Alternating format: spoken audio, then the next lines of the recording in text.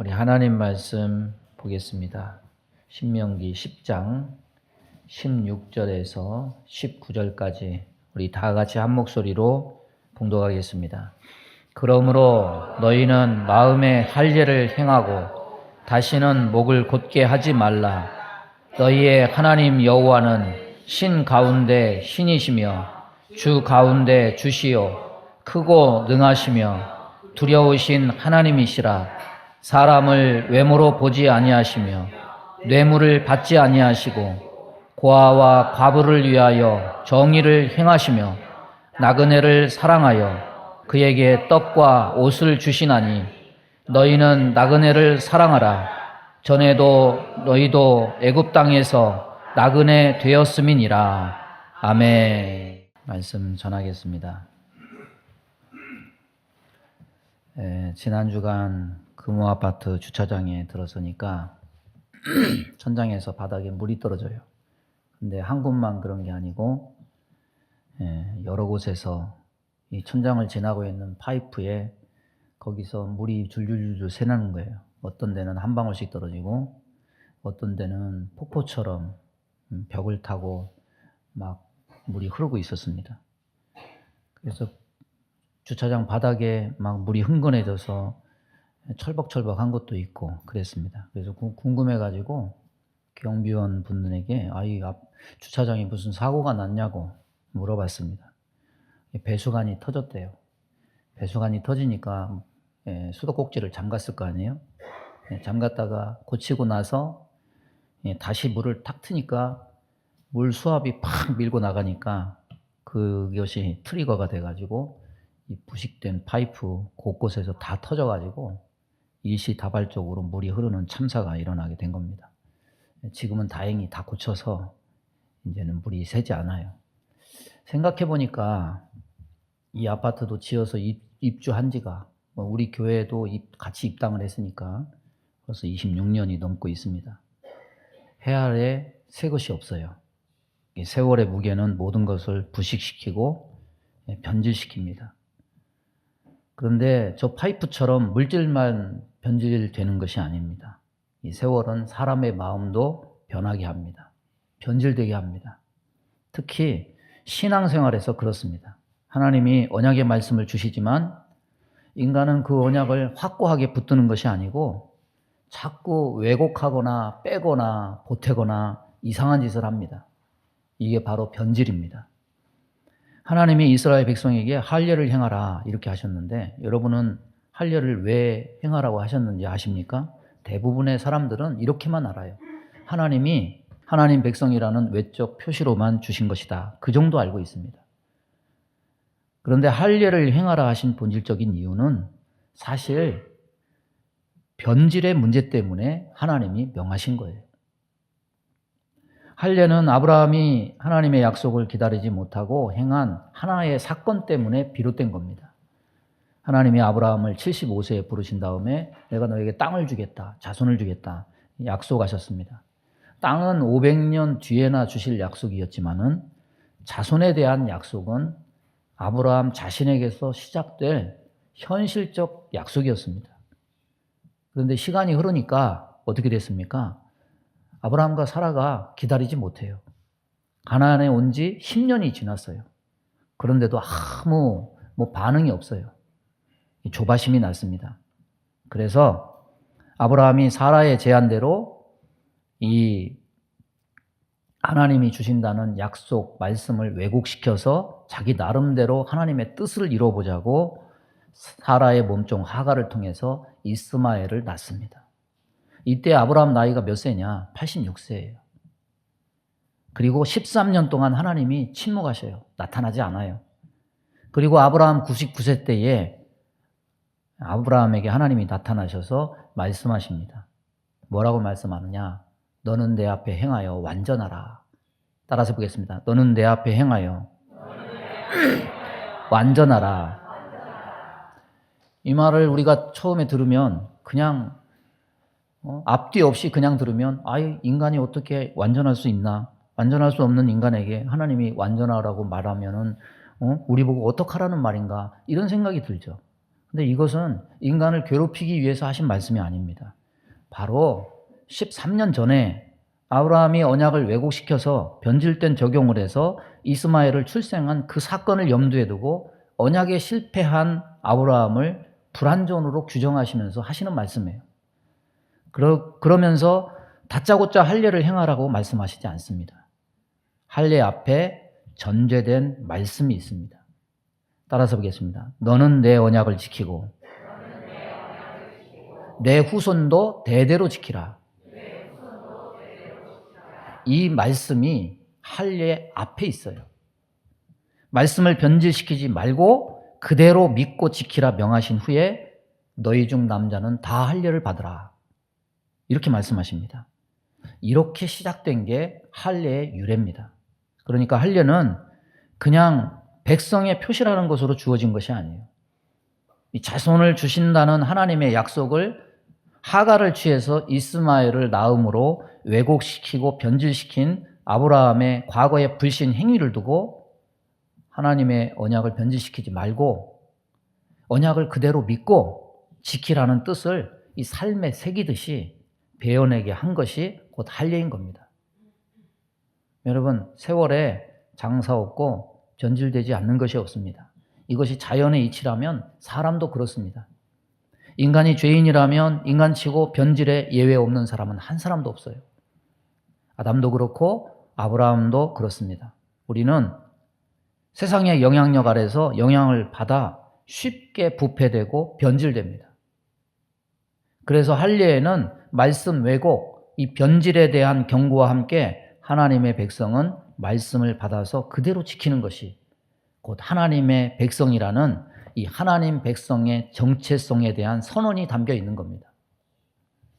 여러분, 자연의 변질은요, 하나님이 만드신 질서로 자연스러운 겁니다. 그런데 하나님은요, 모든 것이 다 변해도 딱 하나, 신앙의 변질만은 인정하지 않으십니다. 지키라 하십니다. 여러분, 불완전한 것은 세상의 속성이지만 완전한 것은 하나님만의 속성입니다. 세상의 속성은 변하는 속성이지만 변치 않는 속성은 하나님의 속성입니다. 하나님은요, 우리들이 불완전한 존재임을 뻔히 알면서도 완전해야 되고 변치 말아야 될 것 딱 한 가지 요구하십니다. 바로 믿음입니다. 그래서 우리 보고 변질되지 말라고 믿음을 뭐라고 얘기하느냐? 금 같은 믿음이다. 금은 안 변해요. 그래서 완전할 수 없는 인간임을 뻔히 아시면서도 너는 내 앞에 행하여 완전하라고 말씀하시고 이것을 잊지 않는 것이 하나님 백성임을 기억하게 하시기 위해서 할례를 통해서 살에 새기게 하신 거예요. 오늘 말씀으로 이 변질된 삶을 청산하고 다시 금 같은 믿음으로 거듭나는 은혜가 있기를 주님의 이름으로 축원합니다. 이 할례가 아브라함 이후 모든 이스라엘 사람들이 반드시 몸에 흔적을 가져야만 하는 외적 표지가 되었고 출애굽기 12장 48절 보면은 이방인도 유월절에 참여하려면 반드시 할례를 받음으로 이 외적 표시를 새겨야만 됐습니다. 유월절 예식의 참여는 할례를 받아야만 자격이 주어질 수 있었습니다. 그리고 출애굽한 다음에 광야에서 40년이 흘렀어요. 이제 출애굽 1세대는 모세만 빼놓고 광야에서 다 죽었어요. 이제 요단강만 건너가면은 가나안이에요. 모세는 가나안 정복을 앞둔 출애굽 2세대 모아놓고 마지막 설교를 합니다. 이것이 신명기예요. 모세도 요압 평지에서 이 신명기 설교를 마치면 느보산에 올라가서 이제 죽는 것만 남아있어요. 그런데 모세가 출애굽 2세대에게 오늘 본문에서 이렇게 말해요. 그러므로 너희는 마음의 할례를 행하고 다시는 목을 곧게 하지 말라. 왜 이 말을 했을까요? 몸에 새기는 할례의 한계가 출애굽 1세대를 통해서 검증되었습니다. 출애굽 1세대는 육체의 할례도 받고 유월절도 지키고 유월절 음식도 먹었습니다. 그런데 결과가 뭡니까? 그런 표식이 그들의 마음까지 변하게 하지는 못했어요. 그래서 출애굽 1세대는 실패해가지고 너희는 가나안 땅 못 들어가. 광야에서 다 죽었어요. 여러분, 사르를 벤 표식은 가졌는데 이 할례에 담긴 말씀 지킴, 말씀 유지의 뜻은 실패했기 때문이에요. 출애굽 1세대의 잘못된 삶의 결과를 통해서 깨닫게 됐어요. 뭐를 깨닫게 됐습니까? 할례는 육체의 흉터를 남기는 것이 목적이 아니고 마음을 변화시켜야 되는구나. 이런 결론을 얻게 됩니다. 그래서 아브라함부터 시작된 할례는 이 광야 40년을 거치고 나서 처음으로 모세가 할례를 재해석해서 마음의 할례를 행하라. 이렇게 출애굽 2세대를 향해서 말씀하고 있는 겁니다. 여러분, 오늘 본문 16절 말씀을 자세히 뜯어보면 할례하고 목을 곧게 하지 말라, 이 말씀을 연결시키고 있는데, 목을 곧게 하지 말라는 말이 무슨 뜻일까요? 이 마음의 할례를 얘기하면서 그 뒤에 언급된 말씀이 뭐냐면 오늘 본문에 고아, 과부, 나그네 이런 사람들이 등장합니다.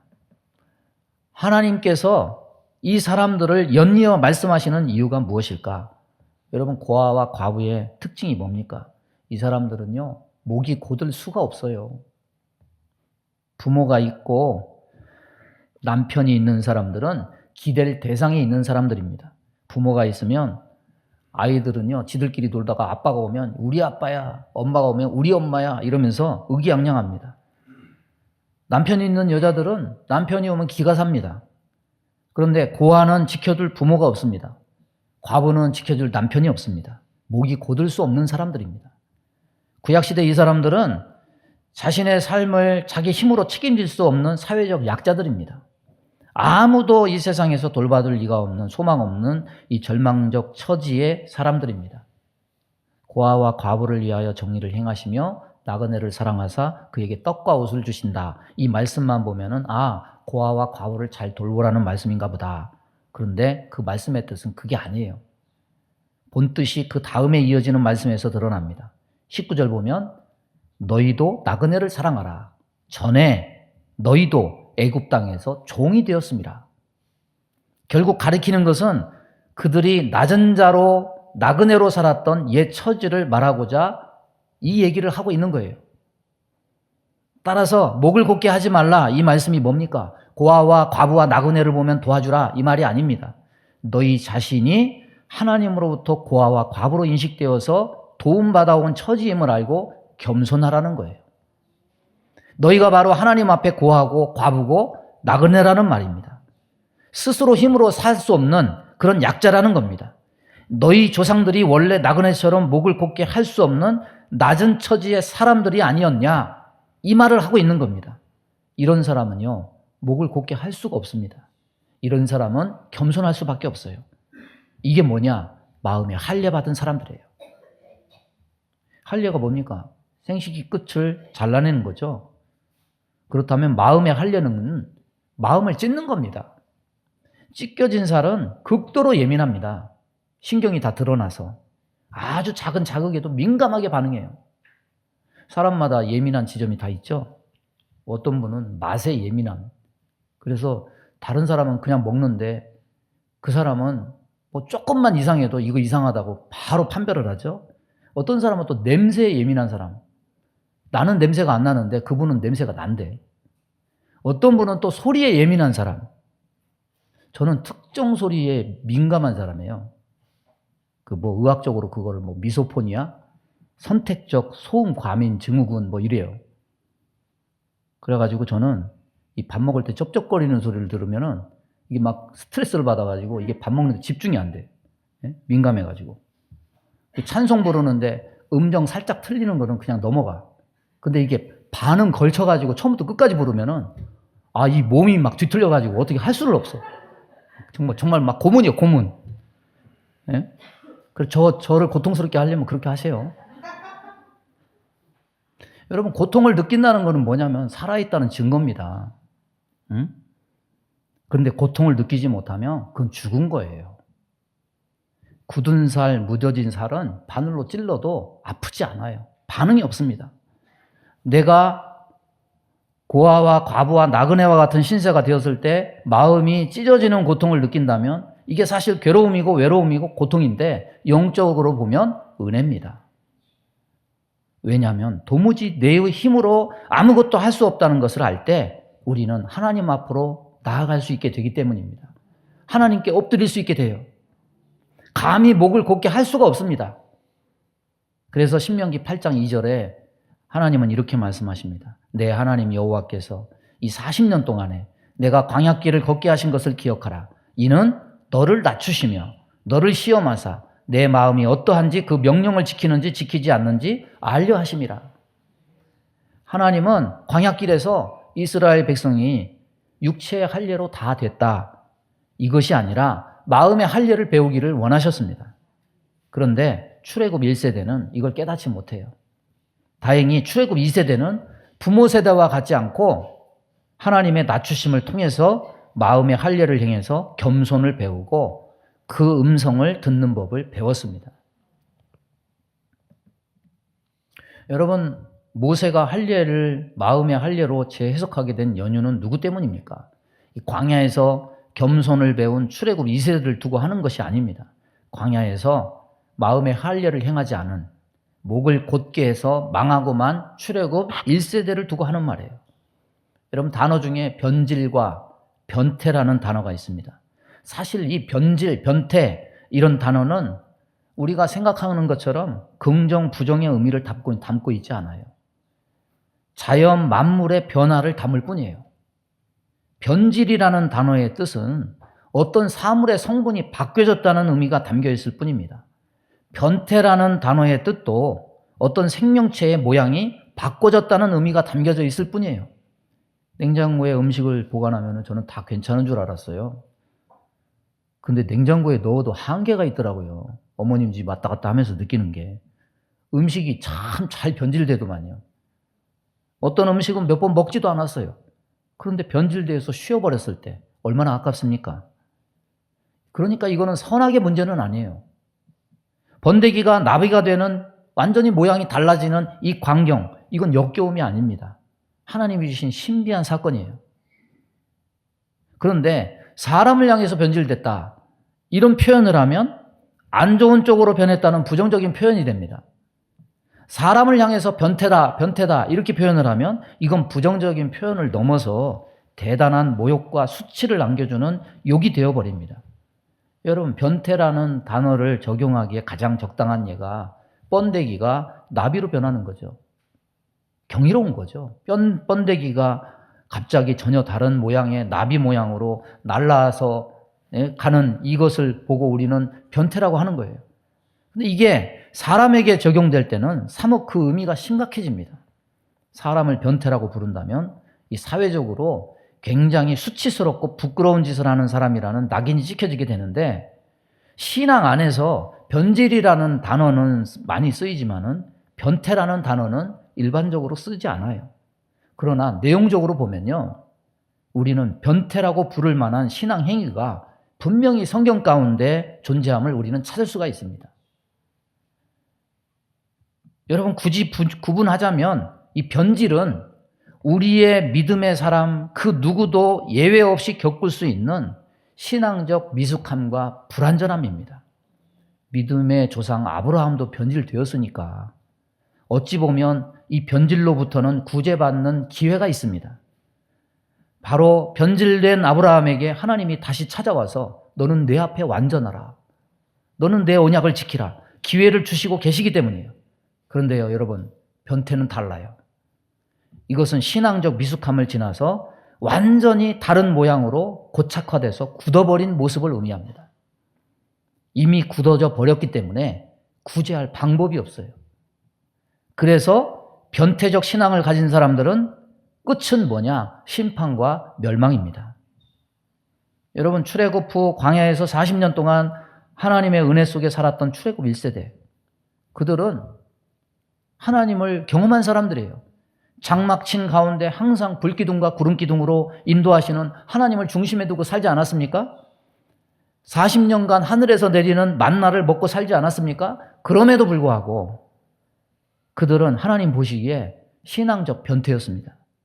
한 사람도 예외 없이 광야에서 다 죽었어요. 히브리서는 광야에서 망한 이 사람들을 예로 들면서 경고하고 교훈합니다. 광야에서 시험하던 날에 거역하던 것 같이 너희 마음을 완고하게 하지 말라. 히브리서 3장 8절이 말씀합니다. 뭐가 굳어졌습니까? 마음이 굳어져 버린 거예요. 신앙적 변태는요, 마음이 굳어진 거예요. 딱딱한 거예요. 뭘 해도 반응이 없는 거예요. 죽은 거예요. 목을 곧게 하는 사람들, 완고한 사람들, 이 사람들은 뭐냐? 다 신앙적 변태에 해당하는 사람들이에요. 출애굽 1세대는 신앙적 돌연변이들입니다. 오늘 말씀에서 지적한 바와 같이 목을 곧게 한 사람, 마음이 굳어진 사람들이에요. 또 다른 변태가 있습니다. 누굽니까? 예수님을 십자가에 못 박은 사람들. 이들은 성전에 있는 대제사장 무리입니다. 율법을 연구하는 율법 학자들입니다. 율법을 가르치는 바리새인들입니다. 하나님을 압니다. 제사를 드렸습니다. 11조를 바쳤습니다. 기도도 너무 잘합니다. 종교적으로 지위가 있습니다. 공로가 있습니다. 그런데 이들이 신앙적 변태였습니다. 예수님을 십자가에 못 박아 죽였습니다. 그리고 스데반을 돌로 쳐서 죽였어요. 이들은 하나님을 향해서 마음이 완고하고 강팍하고 마음이 굳어진 사람들이었습니다. 여러분, 마음이 굳어진 변태는 세상에만 있습니까? 세상에만 있지 않아요. 변태는 하나님을 중심에 둔 광야에도 있었습니다. 성전 안에도 있었습니다.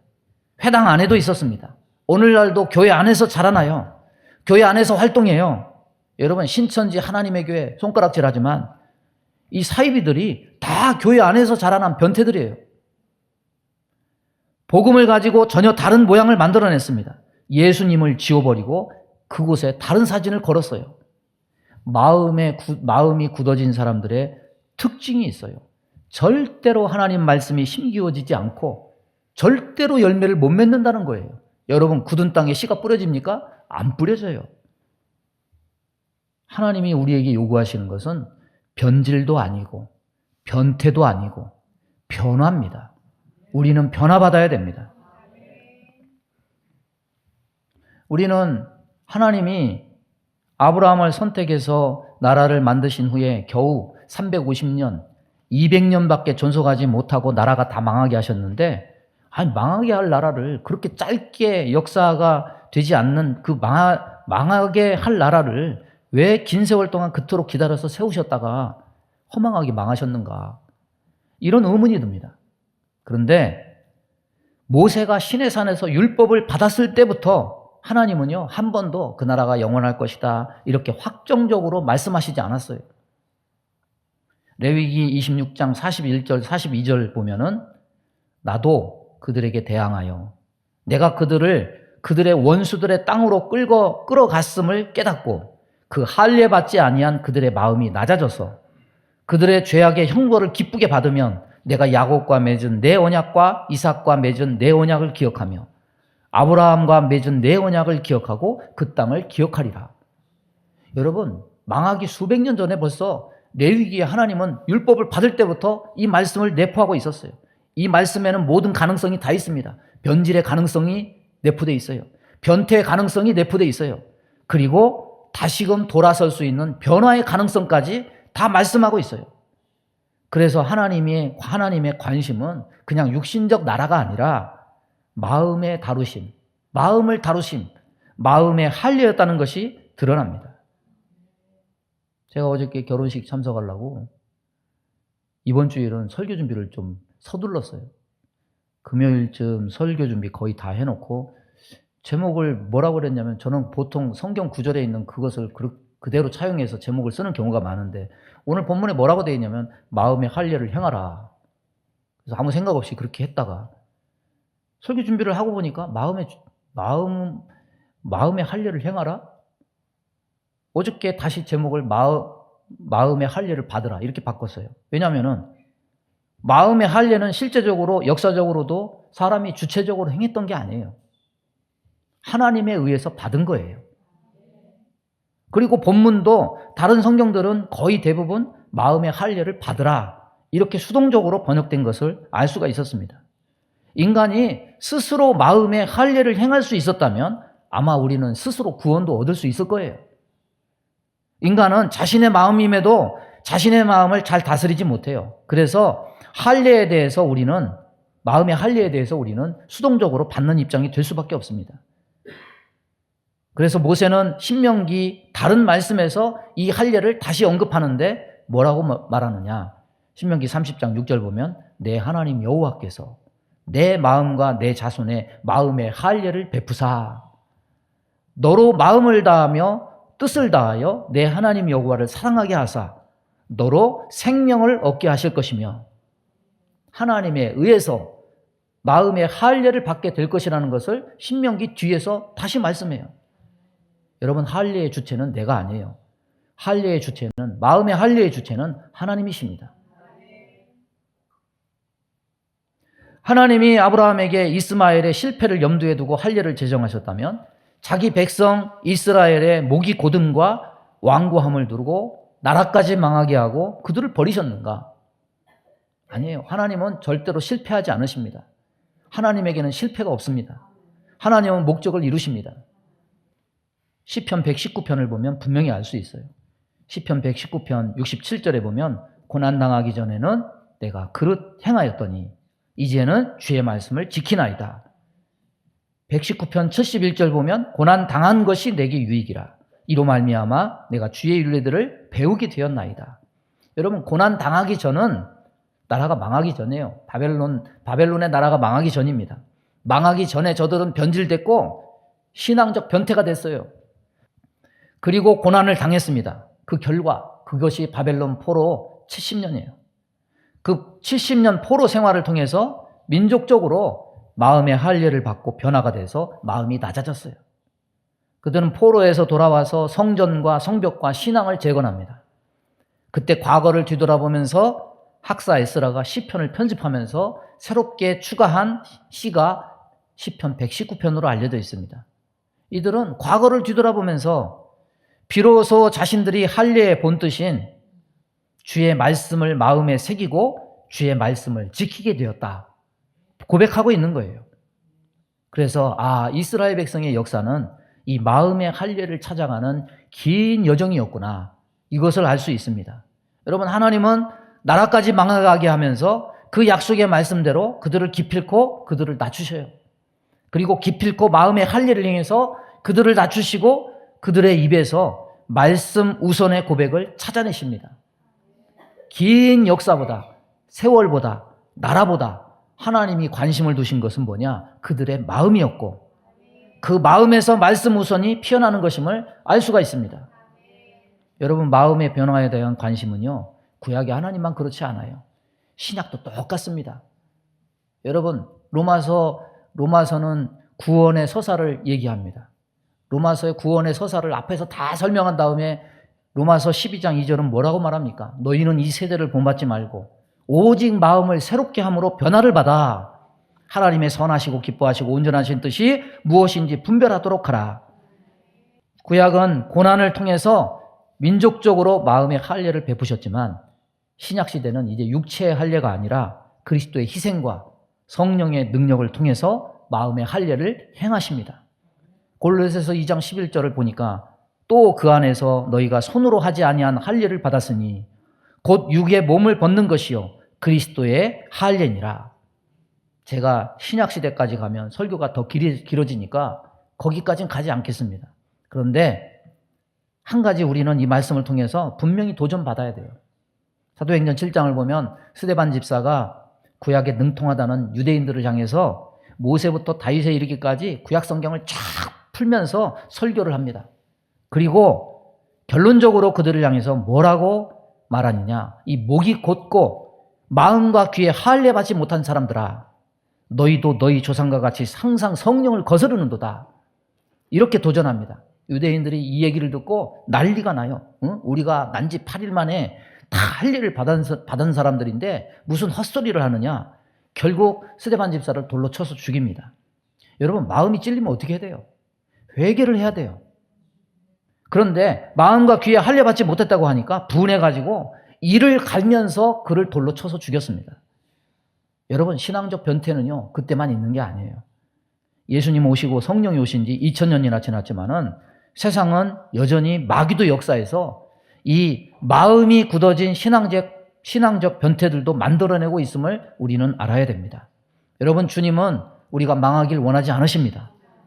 마음의 할례를 받아서 변화받기를 원하십니다. 변화받아서 생명 얻기를 원하십니다. 말씀을 정리합니다. 오늘 본문을 변질, 변태, 변화 이 세 단어와 결부시켜서 말씀을 전해봤어요. 세상에 자연적이든 마음적이든 변질에는 예외가 없어요. 다 변질돼요. 세상의 영향력 하에서 이미 믿은 우리도 세상 속에 조금 있어 보면은 금방 변질돼요. 신앙적으로 변질되면 안 되지만 변질되어도 주님이 손을 내밀면 참 그게 은혜예요. 다시 기회가 주어져요. 이 변질의 가능이 농후한 세상 앞에 우리 앞에는 두 가지가 놓여 있어요. 변태가 되느냐, 변화를 받느냐. 자연적 변태는 신비지만은 신앙적 변태는 돌연변이에요. 이건 망하고 맙니다. 하나님은 우리가 마음의 할례를 받아서 변화되기를 원하십니다. 주님은 마음을 변화시키기를 원하셔요. 성령님은 우리의 굳은 심령을 깨시는 분이십니다. 십자가는 완고하고 강팍한 마음을 죽이고 묻는 것입니다. 이렇게 마음의 할례를 거친 사람의 심령에 주님은 비로소 마음에 들어가서 왕으로 좌정하십니다. 그래야 마음에 말씀이 심겨져서 열매를 맺을 수가 있습니다.